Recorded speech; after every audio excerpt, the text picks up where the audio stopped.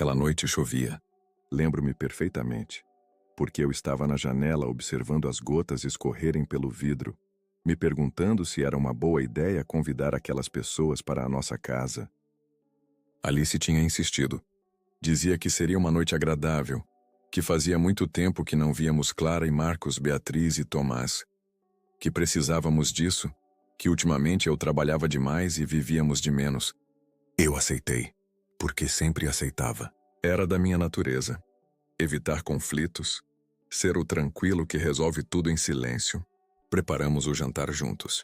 Alice fez a lasanha. Eu cortei o pão e arrumei os pratos. Comprei 2 garrafas de cachaça, uma boa, envelhecida em carvalho, e vinho para as mulheres. Tudo parecia acolhedor. As velas na mesa, a luz quente na sala, o cheiro da comida se espalhando pelo ar. Eu me sentia bem, talvez até orgulhoso. Pensei que finalmente faríamos algo normal, que Alice deixaria de ser tão tensa, tão ausente. Os convidados chegaram pontualmente às 7 da noite. Clara e Marcos com uma garrafa de vinho. Beatriz e Tomás com uma sobremesa. Todos de bom humor se abraçaram, sorridentes. Sentamos à mesa e o ritual de sempre começou. Conversas sobre o trabalho, sobre os filhos dos vizinhos, sobre os planos para o verão. Alice estava animada, talvez animada demais. Sua risada soava mais alta que o normal, mais teatral, mas não dei importância. Eu servia a cachaça, contava algo sobre a situação na empresa, tentava ser um bom anfitrião. Então a campainha tocou. Ninguém mais havia sido convidado. Alice se levantou depressa demais, e foi abrir. Ouvi uma voz masculina no hall de entrada, depois a risada dela. Aquela risada especial que um dia ela reservava só para mim. Ricardo entrou na sala, alto, bronzeado, num terno caro sem gravata. Eu o conhecia de vista. Trabalhava numa multinacional, dirigia uma BMW nova, morava numa cobertura no Itaim Bibi. Um homem de sucesso, como todos diziam. Desculpem o atraso, disse ele, apertando minha mão com uma força excessiva, como se quisesse provar algo. A reunião se estendeu. Sabe como é o mundo dos negócios. Eu não tinha certeza se ele sabia que eu não sabia que ele viria. Olhei para Alice, mas ela já estava arrumando um prato para ele, servindo-lhe cachaça, comentando algo sobre como eu estava feliz por finalmente conhecer o famoso Ricardo. Sentei-me novamente e tentei agir normalmente, mas algo havia mudado. A atmosfera tinha se tornado estranha, tensa. Ricardo contava sobre sua última viagem a Dubai, sobre o hotel com vista para o Burj Khalifa, sobre os negócios que havia fechado lá. Todos ouviam com atenção, e Alice o olhava como se estivesse hipnotizada. Tomás fazia perguntas sobre o mercado imobiliário. Marcos sobre investimentos. Eu ficava em silêncio, sentindo-me um espectador na minha própria casa. E você, Paulo? E Ricardo se virou para mim depois de um tempo. Você também se interessa pelo mercado? Talvez tenha alguma economia que gostaria de fazer render? Antes que eu pudesse responder, Alice caiu na gargalhada. Não era uma risada gentil. Era algo frio, cortante. Economia? O Paulo? Ela olhou para mim, depois para Ricardo. Ele mal consegue pagar o aluguel com o salário dele. De que economia você está falando? A sala congelou por uma fração de segundo. Então Beatriz deu uma risadinha nervosa. Tomás tentou mudar de assunto, mas Alice não tinha terminado. Sabe, às vezes eu me pergunto como seria se o Paulo tivesse a sua ambição, Rick. Ela usava o apelido dele, como se o conhecesse há anos. Talvez não dirigíssemos um Uno velho. Talvez pudéssemos ter algo melhor que este apartamentinho. Ricardo ergueu uma sobrancelha, sorrindo de forma incerta. Não sabia se era uma piada ou um ataque. Nem eu sabia. Eu olhava para minha esposa e não reconhecia seu rosto. Alice, pare com isso, disse Clara em voz baixa. Mas minha esposa fez um gesto com a mão. Não, é sério. Eu amo Paulo, amo de verdade. Mas às vezes uma pessoa quer algo mais, entendem? Quer sentir que tem um parceiro.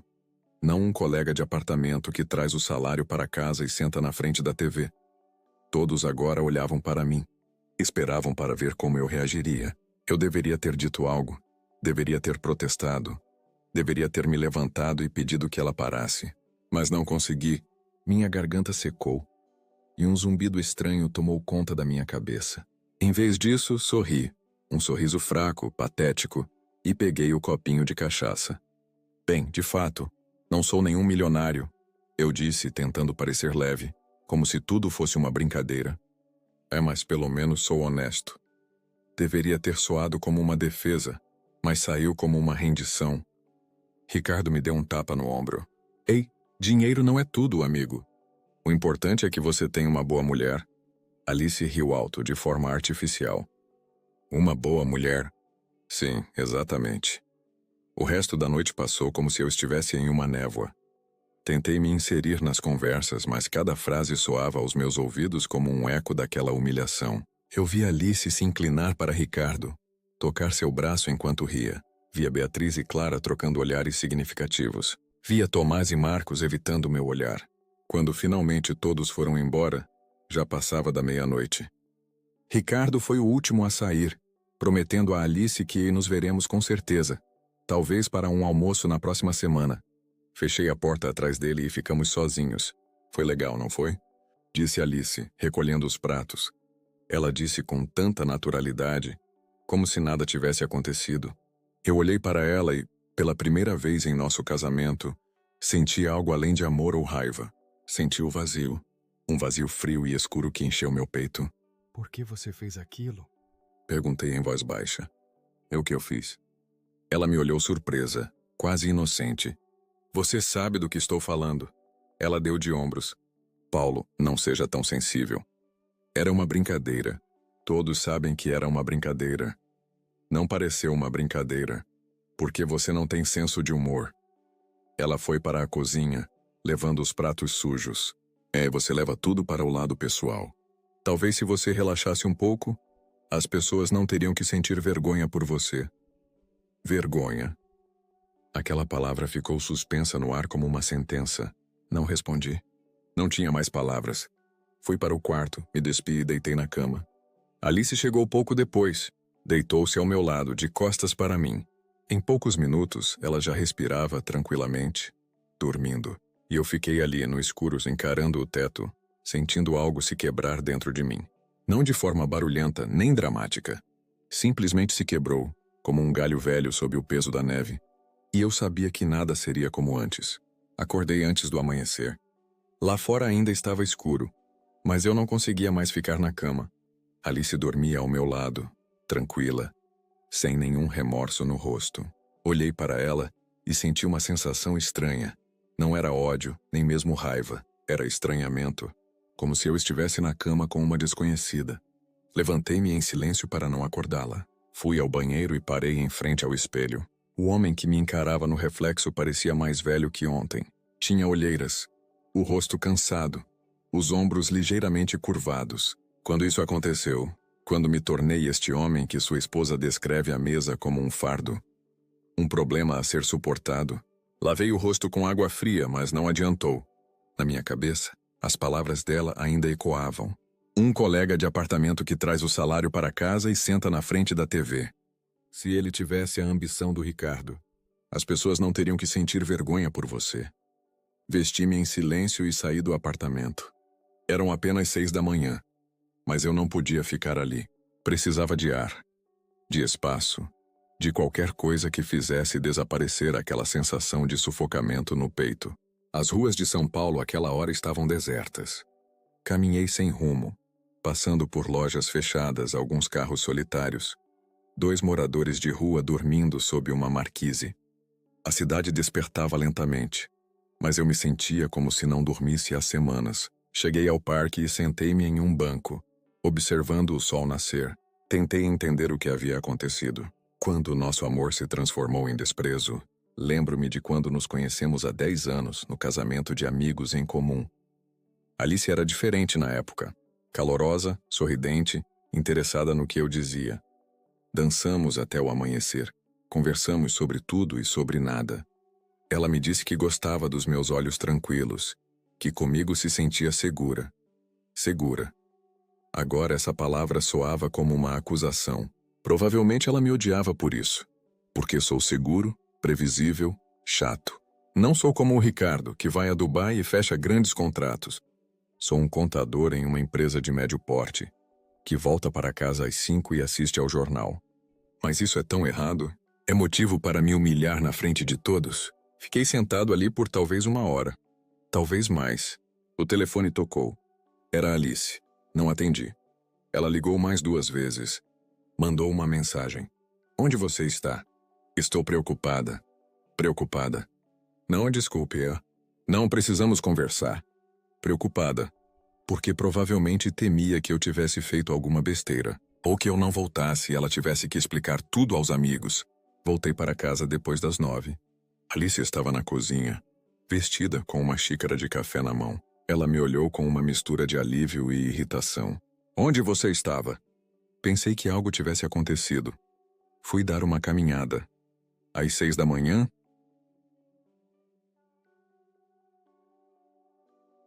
No domingo? Não consegui dormir. Ela deu de ombros. Tudo bem.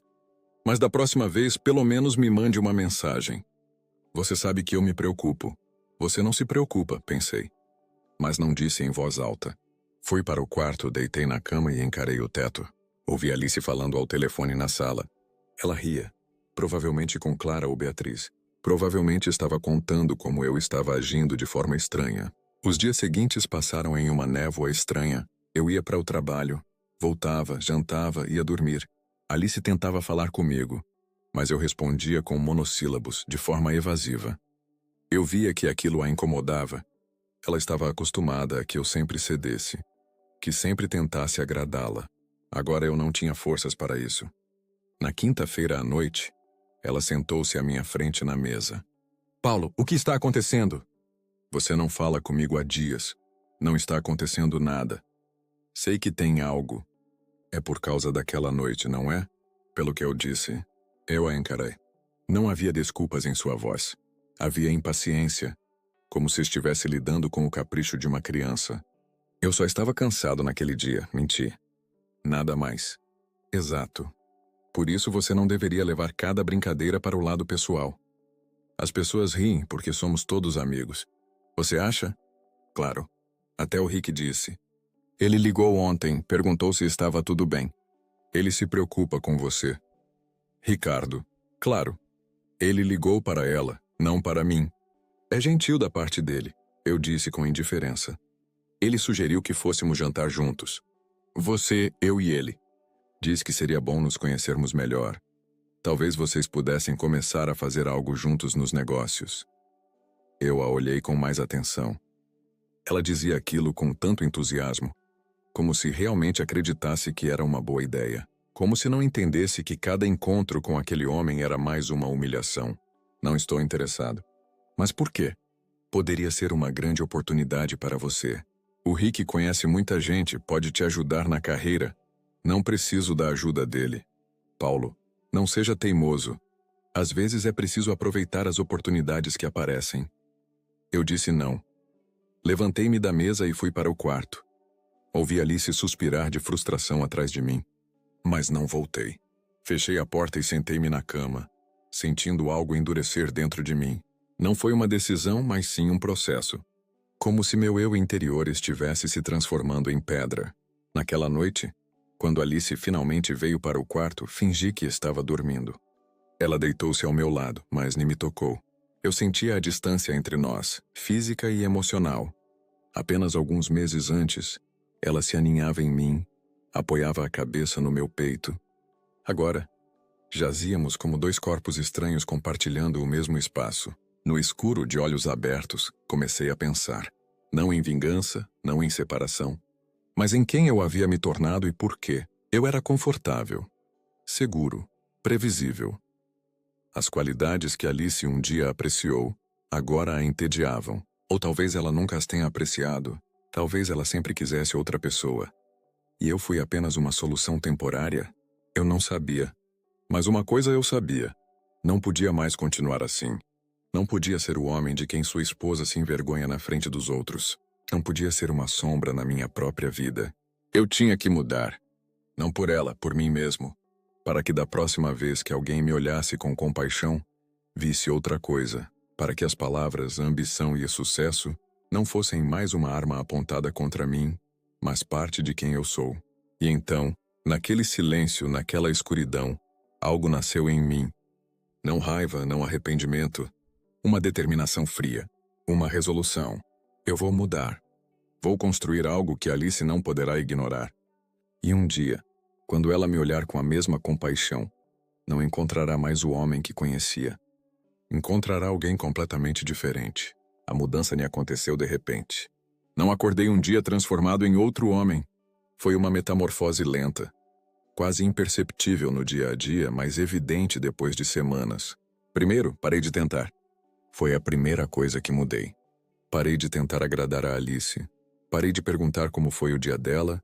Parei de sugerir ir ao cinema ou jantar fora. Quando ela chegava à noite e contava algo do trabalho, eu assentia, mas não me envolvia.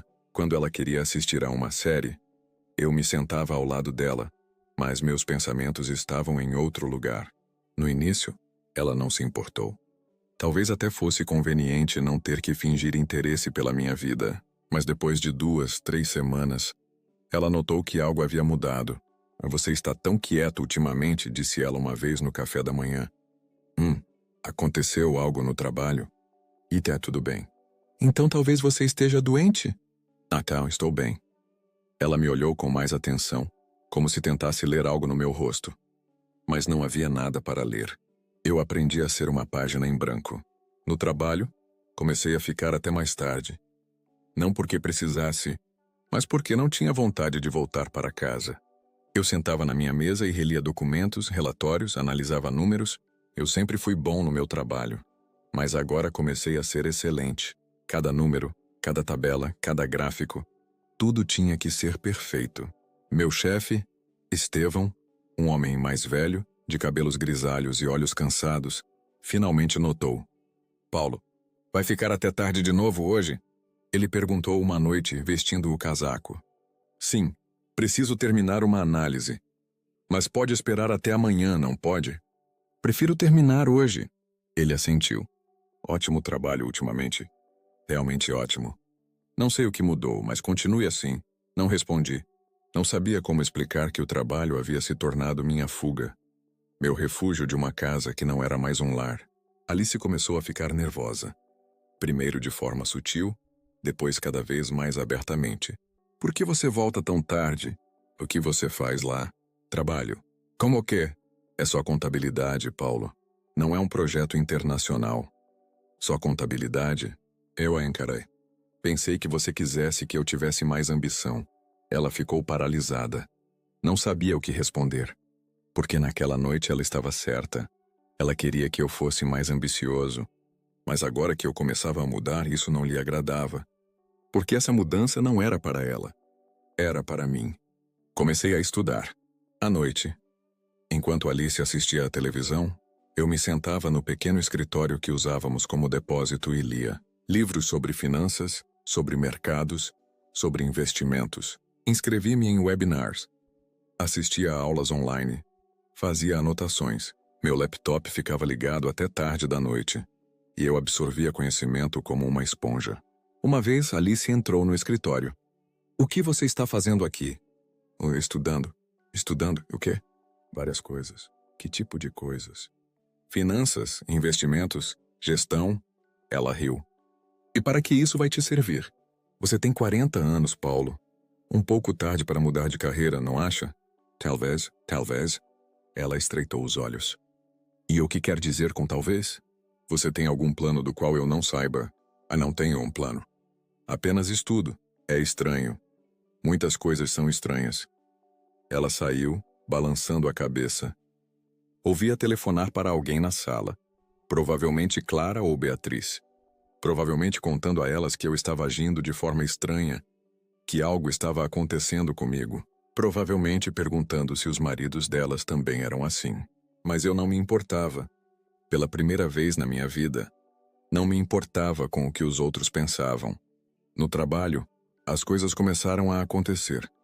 Pequenas no início, depois maiores. Estevão me confiou um projeto que antes não fazia parte das minhas funções. Uma análise das possibilidades de otimização de custos para toda a empresa. Era uma tarefa grande, de responsabilidade. Os outros contadores me olhavam com inveja ou espanto. Por que você? Me perguntou André, um colega de departamento. Alguns anos mais velho que eu. Não sei. Foi decisão do chefe. Você sempre foi tão tranquilo e agora, de repente, me está fazendo carreira? Não estou fazendo carreira. Apenas faço bem o meu trabalho. André bufou. Certo, mas cuidado para não deixar subir a cabeça. Sorri levemente. Não me preocupo com isso. Dediquei-me ao projeto com a máxima atenção. Trabalhei nele à noite, nos fins de semana. Analisei cada despesa, cada item do balanço. Encontrei pontos onde a empresa perdia dinheiro desnecessariamente. Propus soluções, concretas, bem pensadas, com cálculos detalhados. Depois de 3 semanas, eu tinha um relatório pronto, grosso como um livro. Quando o mostrei a Estevão, ele olhou com incredulidade. Isso é um trabalho excelente, Paulo. Realmente excelente. Quanto tempo você levou para preparar isso? Cerca de 3 semanas, mal 3 semanas. A maioria das pessoas levaria 3 meses. Eu tive tempo. Estevão assentiu lentamente. Graças a isso, podemos economizar. Meu Deus, estamos falando de centenas de milhares de reais. Preciso mostrar isso ao diretor-geral. Como quiser. Em casa, Alice quase não me notava. Provavelmente porque não havia nada para notar. Eu me levantava de manhã e ia para o trabalho, voltava à tarde, jantava em silêncio, ia para o escritório. Nos fins de semana, ficava no trabalho ou sentado em frente ao computador. Não brigávamos porque não tínhamos sobre o que brigar. Simplesmente existíamos um ao lado do outro. Mas ela começou a mudar de outra forma.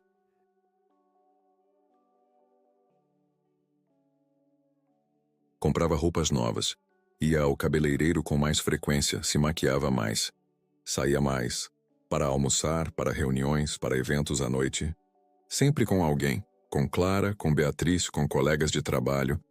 Mas eu sabia que não era apenas com elas. Uma noite, enquanto se arrumava para sair, perguntei: vai a algum lugar? E sim, o Ricardo nos convidou para jantar. Eu, Clara e Marcos. Ricardo. Sim. Você se lembra dele, não é? Aquele de Dubai. Lembro. Ele queria que você fosse também. Mas eu sabia que você recusaria. Provavelmente tem seus estudos de novo. Eu tinha, mas posso ir. Ela parou, surpresa. Sério? Não. Divirtam-se. Ela estreitou os olhos, mas não disse nada. Saiu alguns minutos depois, deixando um rastro de perfume e uma sombra de insatisfação. Eu não me importava mais se ela se encontrava com Ricardo. Não me importava se ela flertava com ele, se gostava dele. Porque aquela mulher que saía de casa com roupas caras para agradar a outra pessoa não era mais minha esposa. Era uma estranha que um dia eu amei, mas a mudança que estava acontecendo em mim não era sobre ela. Não era sobre Ricardo. Não era nem sobre aquela noite em que ela me humilhou na frente de todos. Era sobre mim. Sobre quem eu queria ser. Sobre fazer, pela primeira vez na minha vida, algo por mim mesmo e não por outra pessoa. E esse pensamento, essa certeza, me dava paz. Uma paz fria e dura que preenchia o espaço vazio no meu peito. As semanas passaram. Depois os meses. Alice começou a perguntar por que não brigávamos mais. Você me sente falta? A perguntou ela uma vez. Casamento normal. Anormal? Bem, sabe, das conversas. Da intimidade, eu a encarei. Não sei se o que tínhamos era normal. O que você quer dizer? Que se nada. Só estou respondendo à sua pergunta. Ela se virou e foi embora. Mas eu vi em seus olhos algo que não havia antes. Incerteza. Medo. Como se só agora ela estivesse começando a entender que havia perdido algo irrecuperável. E eu sentia que minha transformação estava apenas começando. A oportunidade surgiu 3 meses depois, em pleno inverno. Aquele janeiro em São Paulo foi excepcionalmente frio. Chuva, garoa, um céu cinzento que parecia nunca clarear. As pessoas andavam curvadas, com casacos pesados, os rostos escondidos em cachecóis, e eu me sentia estranhamente vivo. Estevão me chamou em seu escritório no início da manhã, antes mesmo do resto da equipe chegar. Paulo, sente-se. Ele apontou para uma cadeira. Parecia cansado, talvez até estressado. Precisamos conversar. Sentei-me tranquilamente, esperando. Recebemos um grande projeto de um dos nossos clientes mais importantes. A reestruturação de todo o departamento financeiro deles. É algo grande, Paulo. Enorme. Se conseguirmos, será um divisor de águas para nossa empresa. Entendo. O problema é que todos que normalmente gerenciariam um projeto como este estão ocupados. Marcos está no exterior por 6 meses. Clara está de licença maternidade. E o André? Ele hesitou. O André simplesmente não tem as competências para algo assim. E você está pensando em mim. Estevão assentiu. Sei que é um grande risco. Você nunca gerenciou um projeto desta magnitude. Mas, meu Deus, Paulo, seu trabalho nos últimos meses tem sido incrível. Aquele relatório de otimização nos fez economizar uma fortuna. O diretor está impressionado. Todos estão impressionados, mas isto é outro nível. Você terá que gerenciar uma equipe, apresentar resultados ao cliente toda semana, tomar decisões difíceis.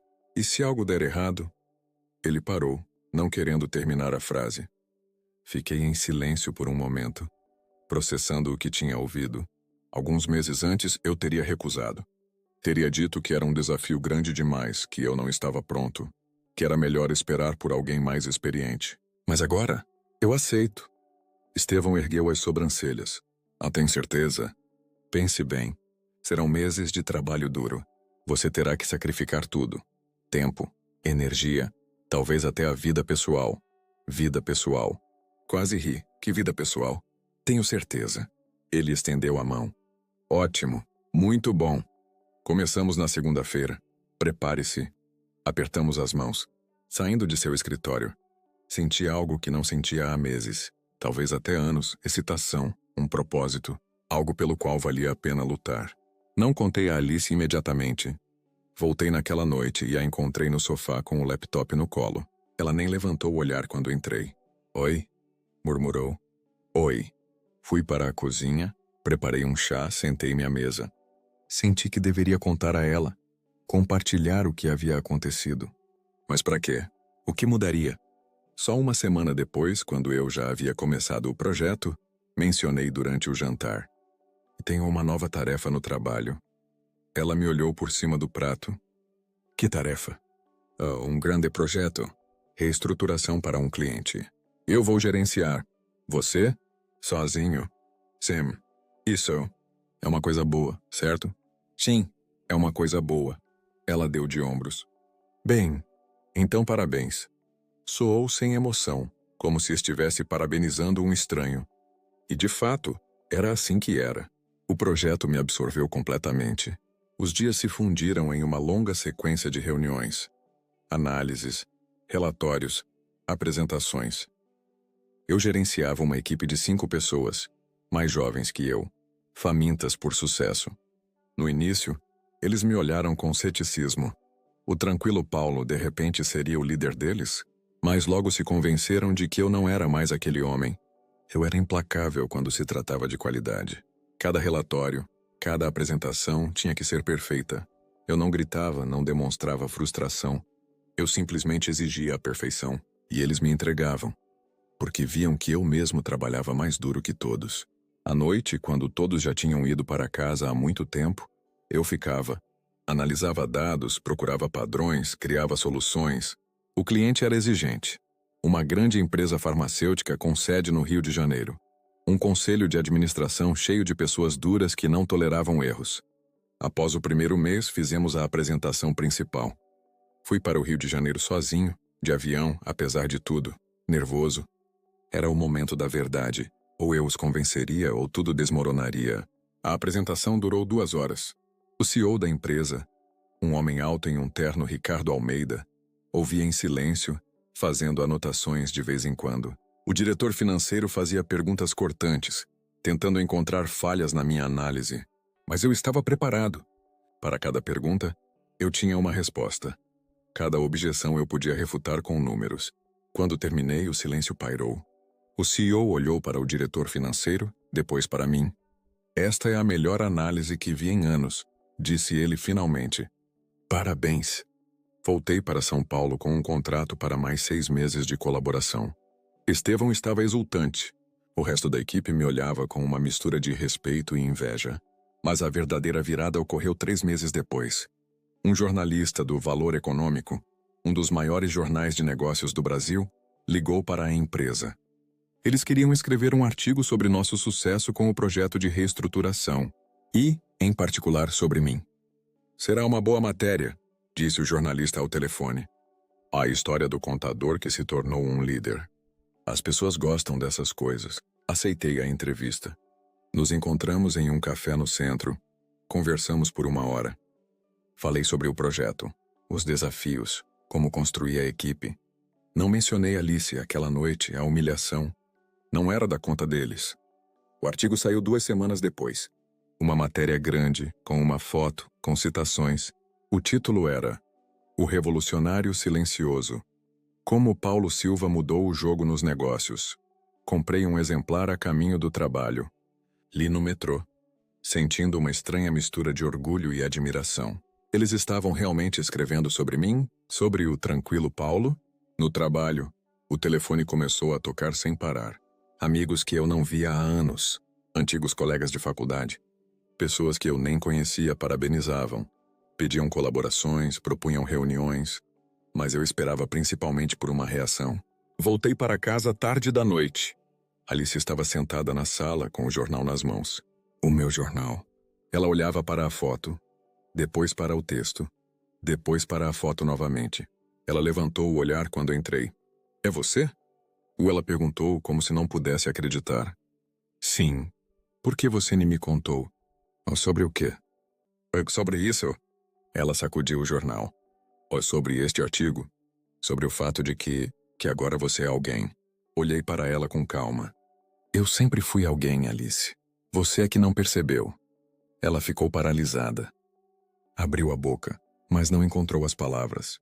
Fui para o quarto, deixando-a sozinha com o jornal e seus pensamentos. Naquela noite, pela primeira vez em meses, Alice tentou me tocar.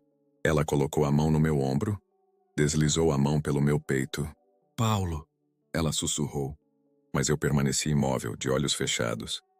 Não respondi, não retribuí o toque. Depois de um tempo, a mão dela caiu, e ela se virou para o outro lado, porque naquela noite eu entendi uma coisa. O desejo dela, o interesse dela, tudo isso nem era por mim. Era pelo meu sucesso. Pela imagem que eu tinha agora. Pelo homem do jornal. Não pelo homem que ela um dia humilhou. E eu não queria estar com alguém que só me ama quando sou útil. O sucesso gera sucesso.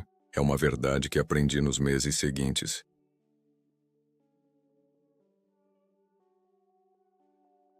Depois do artigo no Valor Econômico, coisas que eu não poderia prever começaram a acontecer. Ligações de outras empresas, convites para conferências, propostas de colaboração. Meu nome deixou de ser anônimo no setor. Estevão me promoveu a diretor de estratégia. Deram-me um escritório pessoal, o dobro do salário, uma equipe de 5 pessoas sob minha supervisão direta. As pessoas que antes mal notavam minha presença, agora se curvavam, sorriam, pediam minha opinião. E foi então que Alice começou a ter medo de verdade. Eu via em seus olhos, no jeito como ela me olhava quando eu voltava para casa. Não havia mais desprezo, indiferença. Havia outra coisa. Desespero. Talvez até pânico. Como se ela tivesse entendido de repente que o homem que ela conhecia não existia mais. E que o novo homem, que tomou seu lugar, não precisava dela.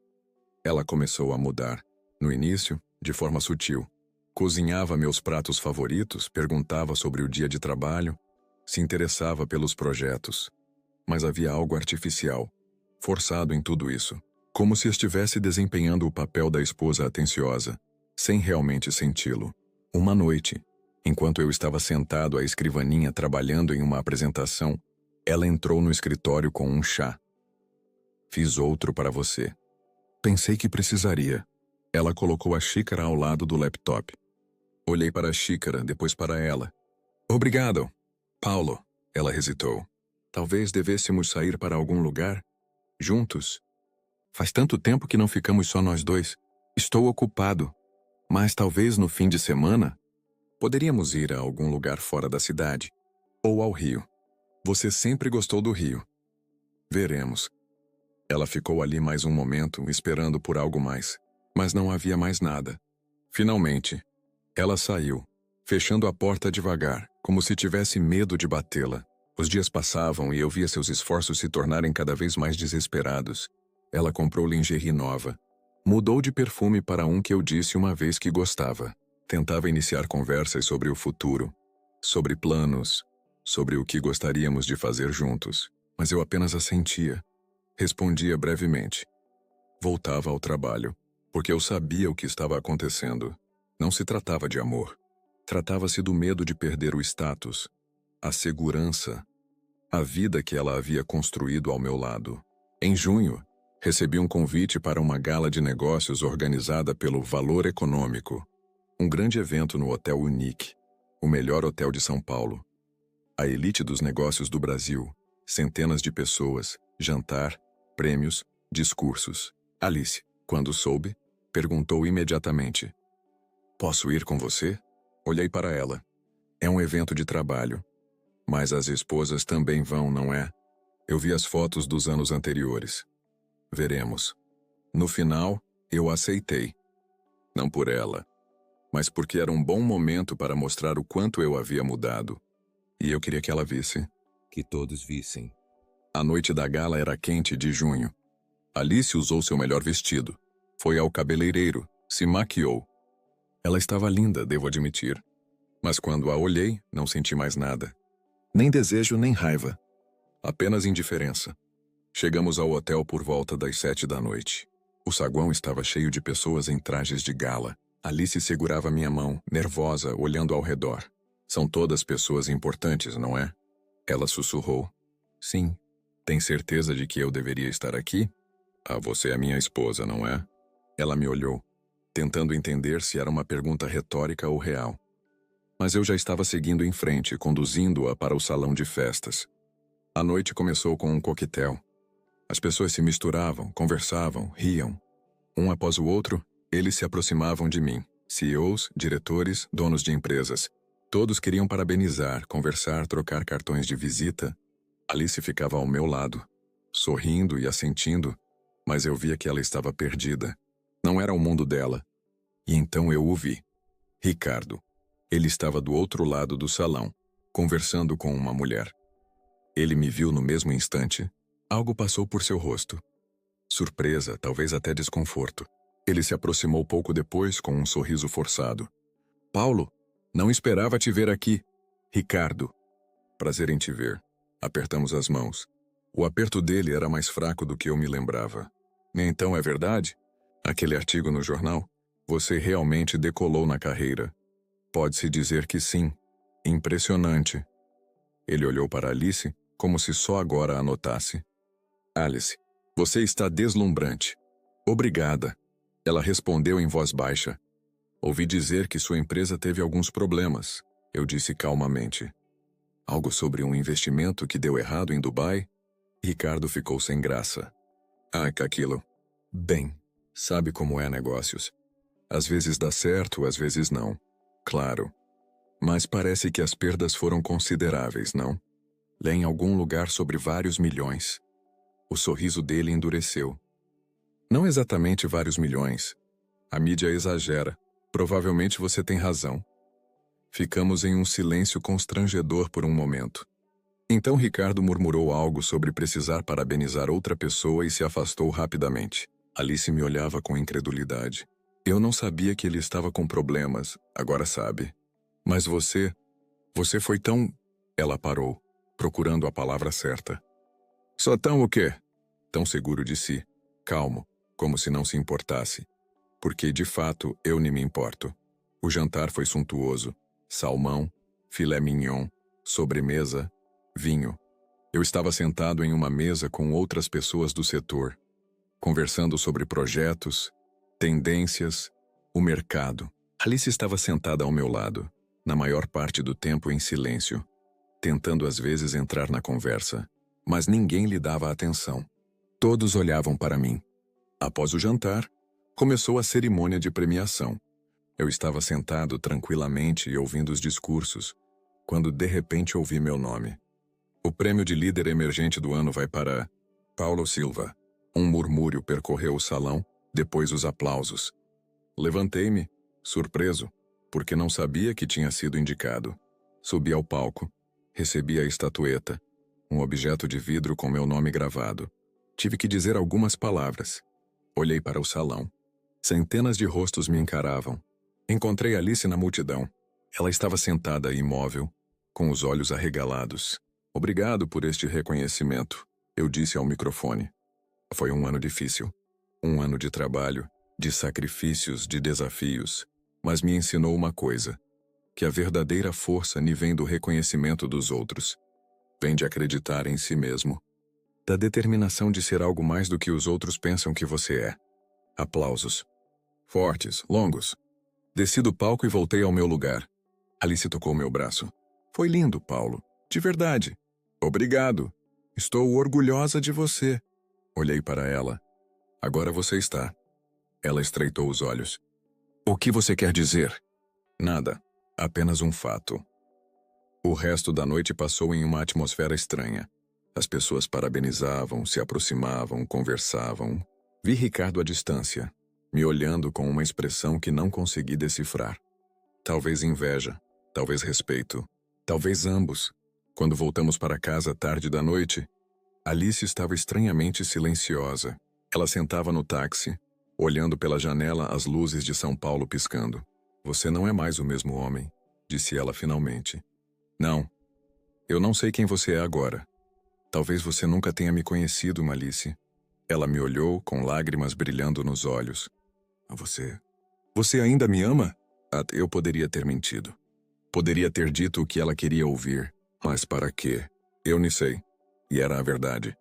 Eu não sabia. Porque o homem que a amava morreu naquela noite, quando ela riu dele na frente de todos.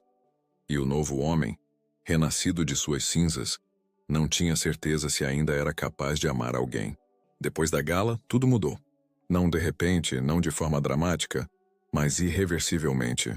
Alice começou a se comportar como alguém tentando salvar um navio que afunda. Era gentil, prestativa, atenciosa. Sugeria passeios, noites juntos, conversas. Mas tudo soava falso. Como se ela estivesse recitando um texto de um manual de como reconquistar seu marido. Uma noite de julho, quando voltei do trabalho, encontrei a mesa posta. Velas, vinho, um jantar para dois. Alice estava na sala com o mesmo vestido que usara na gala. Pensei que poderíamos comemorar, disse ela com uma alegria forçada. O seu sucesso. Tudo o que você conquistou. Sentei-me à mesa porque estava com fome. Comemos em um silêncio estranho, interrompido apenas por suas tentativas de conversa. Você se lembra de como nos conhecemos?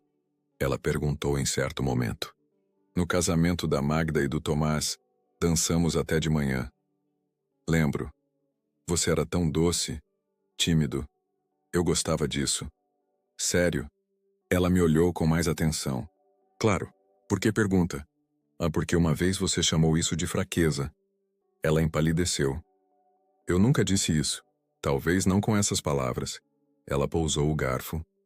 Paulo, o que aconteceu conosco? Éramos felizes, lembra? Realmente felizes. Éramos. Sim, nos amávamos. Planejávamos o futuro. Queríamos ter filhos.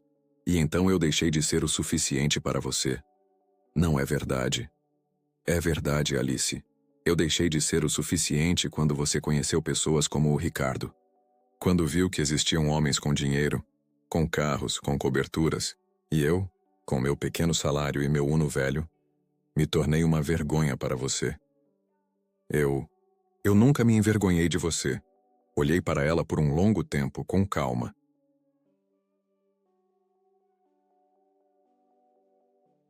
Naquela noite, à mesa, você disse que as pessoas tinham que sentir vergonha por mim. Lembra? Ela abriu a boca, mas não disse nada. Ela se lembrava. Claro que se lembrava. Eu não estou mais com raiva, eu disse em voz baixa. Não guardo rancor. Eu simplesmente não sinto mais nada. Não diga isso. Por favor, não diga isso. Mas é a verdade. Ela começou a chorar. As lágrimas escorriam por seu rosto, borrando a maquiagem. Parecia uma versão frágil e quebrada da mulher que eu conhecera. Desculpa, ela sussurrou. Desculpa por aquela noite. Por tudo o que eu disse. Fui estúpida, cruel. Eu não entendia o que eu tinha. Agora você entende? Oh, sim. Agora eu vejo. Você sempre esteve ao meu lado, me apoiou, me amou. E eu desperdicei isso. Levantei-me da mesa. O jantar ficou pela metade. Sinto muito, Alice. De verdade. Mas algumas coisas, quando se quebram, não podem mais ser coladas. Fui para o quarto. Ouvi seu choro na sala, mas não voltei. Naquela noite, dormi tranquilamente pela primeira vez em meses. Porque eu tinha tomado uma decisão. No dia seguinte, liguei para um advogado. Um jovem e ambicioso advogado que conheci em uma conferência de trabalho. Marcamos um encontro em seu escritório. Eu quero pedir o divórcio, eu disse sem rodeios. Ele assentiu, fazendo anotações. Entendo. Há filhos? Não. Bens em comum. O apartamento. Comprado antes do casamento, mas com uma hipoteca que pagamos juntos. Então haverá uma divisão de bens. Sua esposa concordará com o divórcio? Não sei. Provavelmente não. Nesse caso, pode ser mais difícil. Mas se houver a dar, existem. Não mencionei Ricardo aquela noite, a humilhação. Certas feridas são privadas demais para serem compartilhadas com estranhos. Mas os motivos existiam. O rompimento do relacionamento, o distanciamento emocional, a falta de um futuro. Quando voltei para casa à noite, Alice me esperava na sala. Parecia que não tinha dormido a noite toda. Precisamos conversar, eu disse. Eu sei. A voz dela estava baixa, sem força. Sentei-me à sua frente. Eu quero o divórcio. Ela congelou. Em seu rosto passaram muitas emoções. Choque, dor, desespero. Mas por baixo de tudo, havia outra coisa. Aceitação. Como se no fundo ela soubesse que isso aconteceria. Não podemos tentar de novo? Ou não? Mas eu vou mudar. Serei melhor, serei... Alice, não é essa a questão. Eu não quero que você mude por mim. Não funcionaria. Porque tudo o que havia entre nós já morreu. Naquela noite à mesa. Tudo acabou ali. Por causa de uma noite? De uma brincadeira estúpida? Não foi uma brincadeira. E não foi sobre uma noite. Foi sobre o que aconteceu depois. Sobre o fato de que no dia seguinte você não pediu desculpas. Sobre o fato de que por meses você continuou a me desrespeitar. Sobre o fato de que agora, de repente, você me quer porque sou alguém que lhe dá prestígio. Não é verdade. É verdade. E nós dois sabemos disso. Ela chorava de novo, mas desta vez mais baixo, de uma forma mais patética. E agora, o que eu faço? Viva. Encontre alguém que te faça feliz. Talvez o Ricardo. Ela levantou o olhar. Nunca houve nada entre nós. Eu não disse que houve. Apenas digo que talvez você devesse procurar alguém como ele. Alguém de quem você não precise se envergonhar. Paulo. Mas eu já estava me levantando. O advogado entrará em contato com você. Podemos fazer isso de forma amigável ou no tribunal. A escolha é sua. Nas semanas seguintes, fui morar em um hotel. Um quarto pequeno, mas arrumado, no centro de São Paulo. Alice ligava, mandava mensagens, implorava para nos vermos. Mas eu não respondia. Não havia mais nada a ser dito. O divórcio durou 5 meses. Não foi um processo agradável. Alice lutou pelo apartamento, pelo dinheiro, por tudo. Mas no final, o tribunal me concedeu a maior parte do patrimônio. Afinal, agora eu ganhava muito mais do que ela. Quando a sentença se tornou definitiva, nos encontramos pela última vez fora do tribunal. Ela parecia diferente. Mais magra, mais velha, mais cansada. Ela se aproximou de mim quando eu estava saindo. Então acabou, disse ela. Você foi feliz?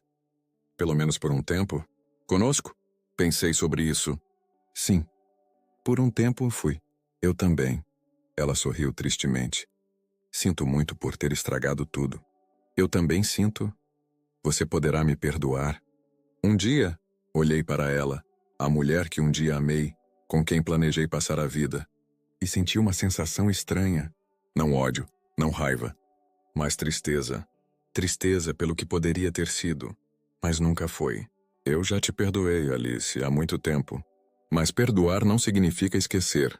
E não significa voltar atrás, ela assentiu. Eu sei.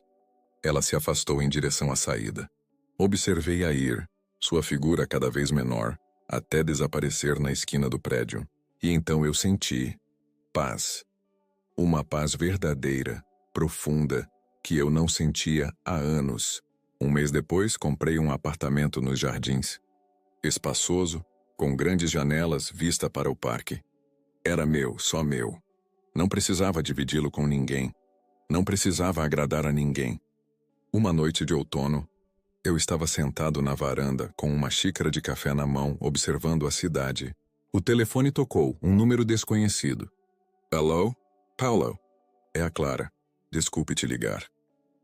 Clara, a amiga de Alice, a que estava sentada à mesa naquela noite.